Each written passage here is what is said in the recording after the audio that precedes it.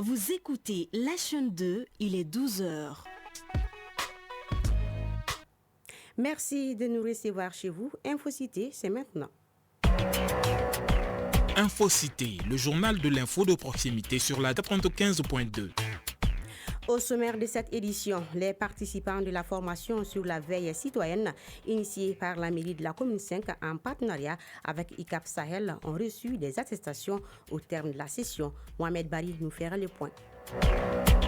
La deuxième édition du Forum panafricain de la jeunesse du Sahel a ouvert ses portes au Palais des Pionniers sur les thèmes situation géopolitique dans le Sahel, quel rôle pour la jeunesse. Mariam Konati nous donnera des détails. L'Association malienne des personnes de petite taille a tenu la deuxième édition du Forum africain des personnes de petite taille du 14 au 18 octobre. Dans ce journal, nous vous proposerons un extrait de l'entretien de Modibo Sidibé avec Mme Diara Kadibari. Certainement, vous avez une fois offert un cadeau à vos prochains, un geste très significatif qui permet d'exprimer sa considération que l'on porte à l'endroit de la personne. Et pourtant, certains destinataires n'apprécient pas le choix du cadeau. La question est de savoir si on peut délibérément suggérer son choix sur un cadeau que l'on nous offre. Nous le saurons avec Babintou Yanogo. Pour le tour de l'horizon, nous recevrons en direct Aïssata Yanogo pour le développement et les sports en fin d'édition. Voilà pour le titre. Au micro, Aïssata Dita Kumbakani, mise en onde Penandao. Merci de nous suivre. Nous ouvrons ce journal par cette nouvelle.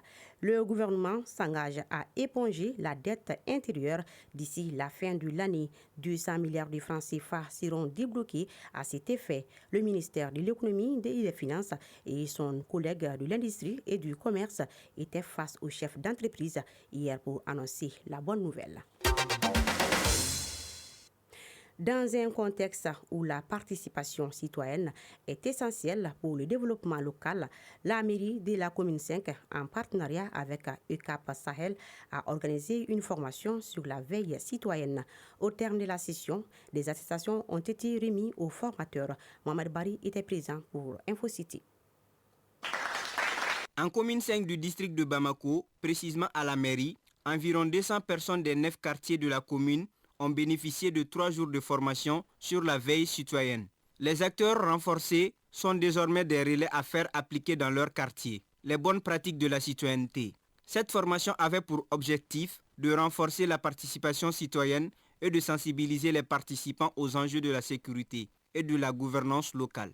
Amidou Traoré, président du comité de veille citoyenne, a souligné l'importance de cette initiative. Ce que je veux dire, il y aura un suivi. Ce suivi n'est autre que ce qui a été fait va être réglé dans les quartiers. Ces quartiers simplement où vraiment il y a des difficultés. Notamment on a certains quartiers où il y a vraiment du banditisme. On a certains quartiers où l'incivisme est grandissant. Et pour cela simplement il faudrait qu'on fasse une restitution à la base pour rassembler et les acteurs et les non-acteurs simplement. Modibo Traoré, formateur, nous explique les enjeux de cette formation et son but. D'abord, de façon générale, ça répond à une demande locale. C'est la mairie de la commune 5 qui a sollicité la mission ECAP Sahel qu'à venir faire des sessions de renforcement des capacités dans sa commune à l'endroit des acteurs de la sécurité de la commune. L'objectif, c'était renforcer les acteurs du secteur de la sécurité sur la gouvernance, savoir qu'est-ce que la sécurité, la notion de sécurité, la coproduction de la sécurité, la police de proximité, donc c'est différentes thématiques.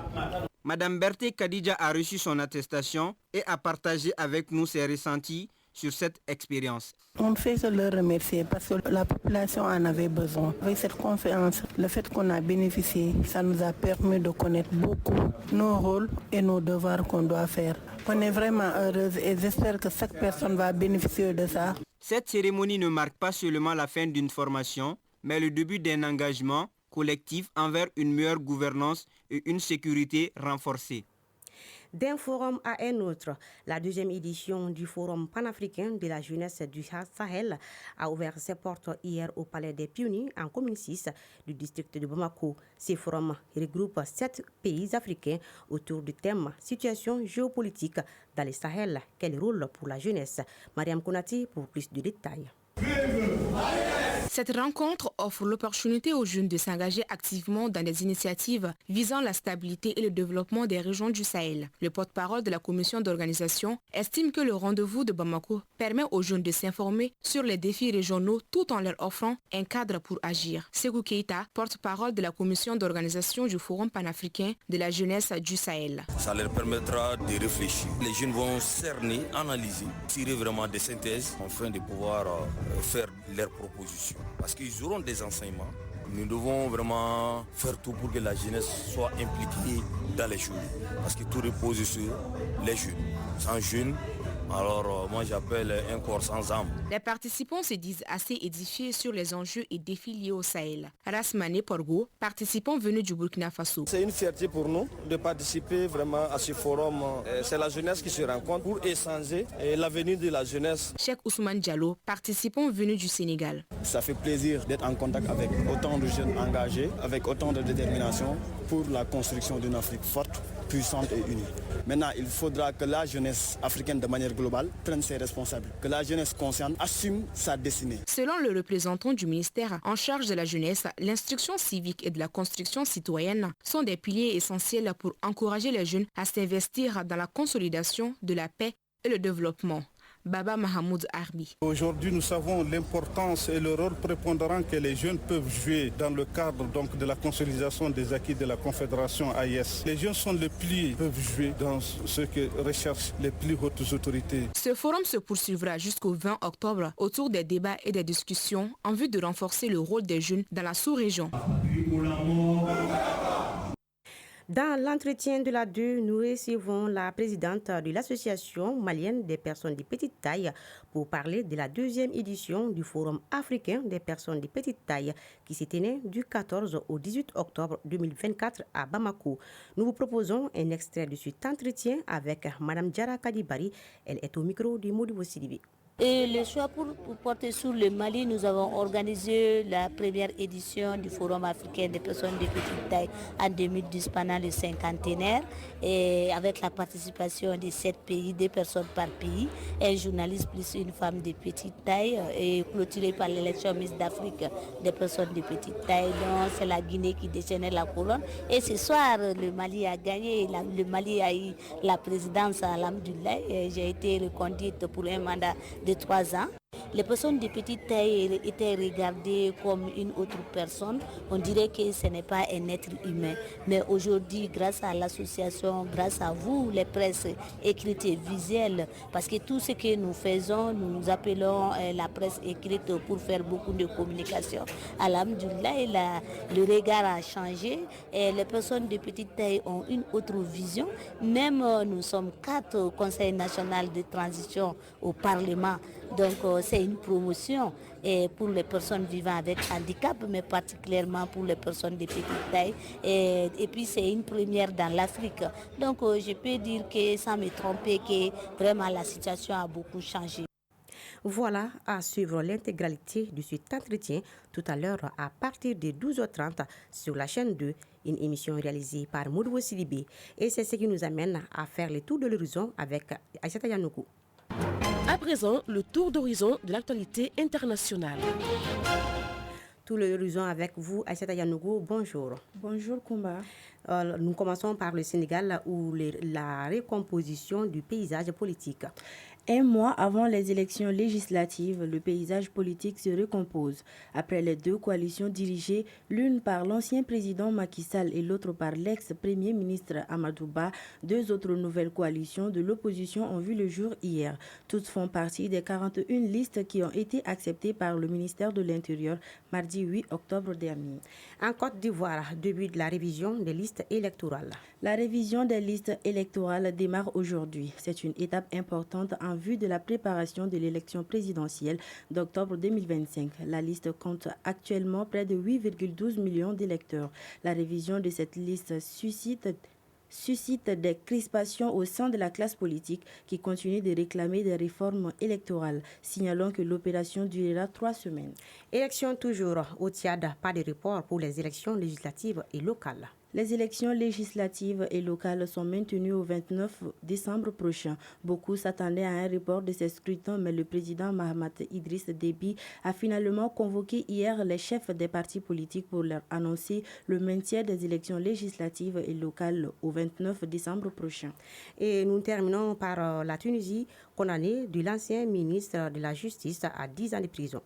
L'ancien ministre tunisien de la Justice de 2011 à 2013, Noureddine Biri, a été condamné hier à 10 ans de prison pour atteinte à la sûreté de l'État, incitation à la désobéissance civile et appel à l'insurrection. Noureddine Biri est âgé aujourd'hui de 65 ans. Cet ancien cadre du parti islamiste Ennahda est aussi poursuivi dans une autre affaire en lien avec l'octroi présumé de passeports à des personnes accusées de terrorisme au moment où il était ministre de la Justice. C'est tout ce qu'il fallait retenir de cette actualité internationale combat. Merci Aïssata Yanogo pour toutes ces informations. Retour chez nous. Vous aurez certainement offert une fois un cadeau à vos prochains. C'est un geste significatif que l'on porte à l'endroit de nos proches. C'est là en vue de lui exprimer notre considération. Pourtant, certains destinataires n'apprécient pas le choix du cadeau qui lui est offert. Pour ne pas abattre les efforts du donateur, le receveur accepte les cadeaux qui lui est choisi, une manière de préserver les liens qui les unissent. La question est de savoir si toutefois on peut délibérément suggérer son choix sur un cadeau que l'on nous offre, suivant ce dossier de Babintou Sogoba. Tiens, c'est pour toi, c'est ton cadeau d'anniversaire. Merci beaucoup, c'est gentil, ça fait plaisir. Cette scène de remise de cadeaux se passe entre des amis à l'occasion de l'anniversaire de l'une d'entre elles. S'offrir un cadeau est considéré comme des gestes spontanés. Il témoigne de l'affection que le donateur apporte à son prochain. Daouda Kone, étudiant, nous raconte sa déception à la suite d'un cadeau offert par un proche. Ça s'est passé quand j'étais en classe de 9e. Je voulais avoir une moto et une personne m'avait promis de m'acheter une moto. Quand j'ai eu mon DF, à la place de la moto, la personne m'avait offert un vélo. Ce n'était pas forcément mon choix, mais j'ai accepté parce que la personne s'était donné beaucoup de mal pour avoir le cadeau là. Je ne pouvais pas refuser pour montrer que son cadeau avait de la valeur pour moi et que ça me faisait plaisir. Donc j'ai accepté le cadeau. Si Daouda Kone a accepté son présent, malgré lui, celui de Ousmane Djiré à sa compagne de l'époque a été tout simplement refusé. J'ai une fois remis un cadeau à ma partenaire qu'il a carrément refusé. Vu qu'elle pensait que j'allais l'offrir un téléphone, j'ai fait tout mon possible pour l'acheter un cadeau qui contenait un sac et quelques habits. Elle ne savait pas les efforts que j'ai fournis pour avoir ce cadeau. Du coup, il faut savoir qu'un cadeau devait avant tout surprendre et ravir, témoignant de l'attachement porté à l'autre, chose qu'elle n'a pas pu comprendre. Donner son avis sur la spécificité du cadeau reçu fait partie aujourd'hui des habitudes. Selon Assitan Kone, employé dans un salon de coiffure, les temps ont évolué et il est nécessaire de connaître l'opinion du receveur. Certaines personnes refusent des cadeaux qu'elles n'ont pas choisis parce qu'elles estiment que le geste manque de sens pour elles. Cela pourrait être dû à des raisons personnelles comme des préférences spécifiques, des croyances ou même parce qu'elles préfèrent participer affectivement à la décision d'un achat, surtout si le cadeau ne correspond pas à leurs valeurs. Assis Sanogo, une vendeuse en ligne. Elle fait ainsi la promotion des produits qu'elle offre à sa clientèle. Sa spécialité, c'est l'emballage de cadeaux depuis quelques temps. Elle nous parle de l'exigence de certains clients lors des achats. Ça dépend de la préférence du La couleur dépend de la préférence de la clientèle.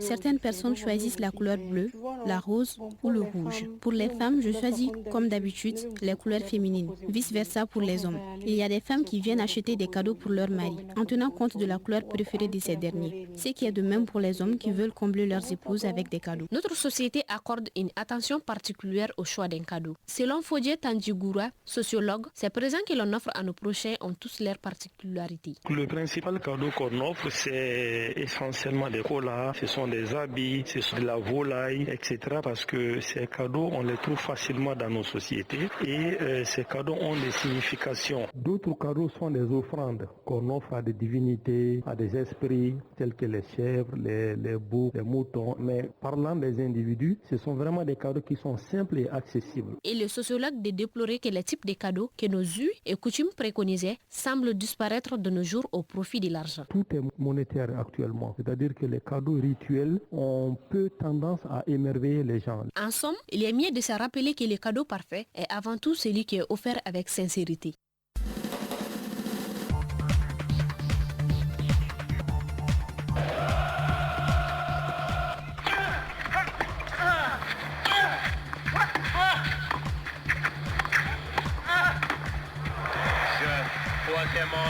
Moya.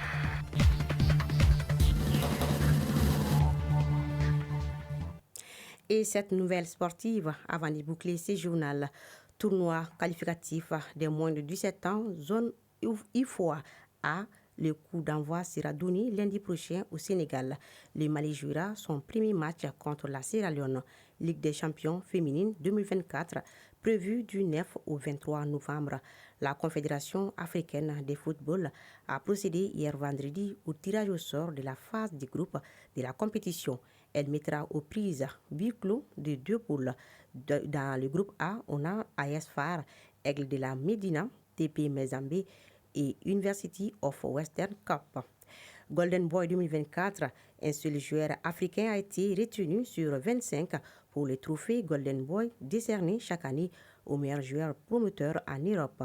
Il s'agit du Marocain Ilyes Ben Seguir de l'AS Monaco, révélé lors des précédents Jeux olympiques de Paris.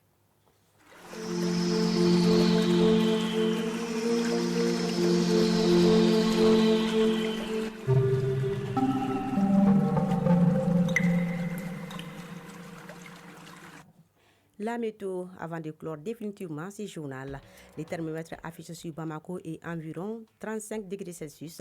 La maximale attendue sera de 36 degrés Celsius. Et quant au soleil, il se couchera à 18h25. Voilà, c'est ce qui met fin à cette édition que j'ai eu le plaisir de vous présenter. Je suis Aïssata Dit Koumbakane, Issa Daou et Ousmane Guino ont assuré la réalisation. Mise en onde Penandao, mise en ligne Amadi So et Badi Touré. Coordination éditoriale Serou Traoré et Djefa Diara. Merci à vous aussi de votre grande fidélité à la chaîne 2. Bonsoir.